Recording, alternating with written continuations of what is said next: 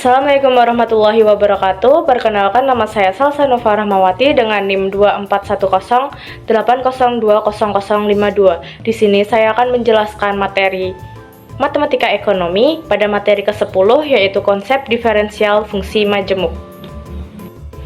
Baik, pada hal ini, fungsi sederhana, yaitu variabel dependen suatu fungsi tidak hanya dipengaruhi oleh satu variabel independen, melainkan dapat juga dipengaruhi oleh beberapa variabel independen atau yang disebut dengan fungsi majemuk. Suatu variabel ekonomi tidak hanya ditentukan oleh satu variabel ekonomi lainnya, melainkan oleh banyak variabel. Yang kedua ada diferensial parsial, yaitu sebuah fungsi yang memiliki satu jenis variabel independen memiliki satu macam turunan, sedangkan fungsi yang memiliki lebih dari satu jenis variabel independen memiliki lebih dari satu macam turunan pula. Jika sebuah fungsi memiliki n macam variabel independen, maka akan memiliki n macam turunan. Nah, diferensial parsial ini jika y sama dengan f x y, maka rumus turunan y terhadap x adalah fx sama dengan turunan y per turunan x. Rumus turunan y terhadap z yaitu fz sama dengan turunan y per turunan z. Lalu untuk turunan totalnya dy sama dengan turunan y per turunan x dx ditambah turunan y per turunan z dz. Sama halnya dengan ini, jika P sama dengan F Q RS, maka turunan P terhadap Q, FQ-nya sama dengan DP per DQ. Selanjutnya turunan P terhadap R, yaitu FR sama dengan DP per DR. Lalu ada turunan P terhadap S, yaitu FS sama dengan DP per DS. Dan untuk turunan totalnya, DP sama dengan DP per DQ, ditambah DP per DR, ditambah DP per DS. Di sini ada contoh soal, yaitu tentukan turunan Y terhadap X dan Z dari fungsi berikut. Y sama dengan X pangkat 3 ditambah 5Z kuadrat dikurangi 4X kuadrat Z dikurangi 6XZ kuadrat ditambah 8Z dikurangi 7. Di sini ada pembahasannya, yaitu langsung memasukkan rumus dy per dx turunan Z terhadap turunan X, yaitu dengan diperoleh 3x pangkat 2 dikurangi 8xz dikurangi 6z kuadrat, yaitu diperoleh dari 6xz kuadrat diturunkan menjadi 6z kuadrat. Selanjutnya memasukkan rumus turunan z terhadap z, yaitu 10z dikurangi 4x kuadrat dikurangi 12xz ditambah 8. Nah, di sini ada rumusnya ya teman-teman. Untuk total turunan total, dy sama dengan dy per dx ditambah dy per dz.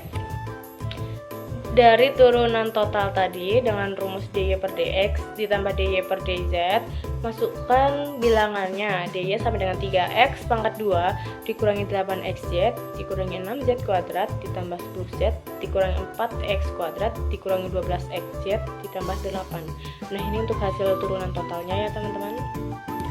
Selanjutnya derivatif dari derivatif. Hasil turunan parsial suatu fungsi dapat diturunkan kembali secara parsial tergantung pada derajat variabel independennya. Dalam contoh sebelumnya, dy per dx maupun dy per dz masih dapat diturunkan secara parsial lagi, baik terhadap x maupun terhadap z. Di sini ada contohnya teman-teman, dy per dx terhadap x, yaitu d kuadrat y per dx kuadrat. dy per dx terhadap z, d kuadrat y per dx kali dz. dy per dz terhadap x, d kuadrat y per dz kali dx. dy per dz terhadap z, yaitu dengan fungsi d kuadrat y per dz kuadrat. Pembahasan selanjutnya yaitu nilai ekstrim, maksimum, dan minimum. Nilai ekstrim atau optimum, sebuah fungsi yang memiliki lebih dari satu variabel independen, dapat dicari dengan pengujian sampai turunan kedua. Jika y sama dengan f x, y, maka z akan mencapai titik ekstrim jika dy per dx-nya sama dengan 0, dan jika dy per dz-nya juga sama dengan 0. Titik ekstrim akan maksimum atau minimum jika memenuhi syarat berikut, yaitu maksimum bila d kuadrat y per dx kuadrat kurang dari 0 dan d kuadrat y per dz kuadrat kurang dari 0. Jika minimum yaitu bila d kuadrat y per dx kuadrat lebih dari 0 dan d kuadrat y per dz kuadrat lebih dari 0. Selanjutnya yaitu optimisasi bersyarat. Ketika kita ingin mengoptimumkan suatu fungsi, yakni mencari nilai maksimum atau minimumnya, tetapi terhalang oleh fungsi lain yang harus dipenuhi. Contoh dalam kasus ekonomi ini yaitu ketika seseorang hendak memaksimumkan utilitas atau kepuasannya, tetapi terikat pada fungsi pendapatan. Yang kedua, ada sebuah perusahaan ingin memaksimumkan labanya, namun terikat pada fungsi produksi. Nah, hal itu dapat diselesaikan dengan metode Lagrange. Ada penjelasan mengenai pengendalian Lagrange, yaitu mencari nilai optimum, maksimum atau minimum suatu fungsi yang memiliki kendala atau constraint dapat diselesaikan dengan metode Lagrange. Caranya dengan membentuk sebuah fungsi baru, yaitu fungsi Lagrange. Fungsi Lagrange yaitu fungsi yang hendak dioptimalkan ditambah hasil kali pengganda Lagrange dengan fungsi kendalanya. Nah, ini untuk contoh rumusnya.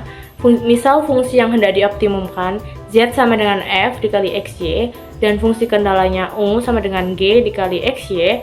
Fungsi Lagrange-nya f dikali xy dan Lagrange-nya sama dengan f xy ditambah Lagrange dikali g xy. Nilai f, xy, dan Lagrange akan optimum bila fx, fy, dan f Lagrange sama dengan 0. Nilai ekstrim yang diperoleh akan maksimum atau minimum apabila maksimum jika fx kuadrat kurang dari 0 dan apabila minimum jika fy kuadrat lebih dari 0. Sekian presentasi dari saya mengenai materi 10 yaitu konsep diferensial fungsi majemuk. Semoga bermanfaat. Apabila ada kekurangan dan kesalahan saya mohon maaf. Wassalamualaikum warahmatullahi wabarakatuh. Terima kasih.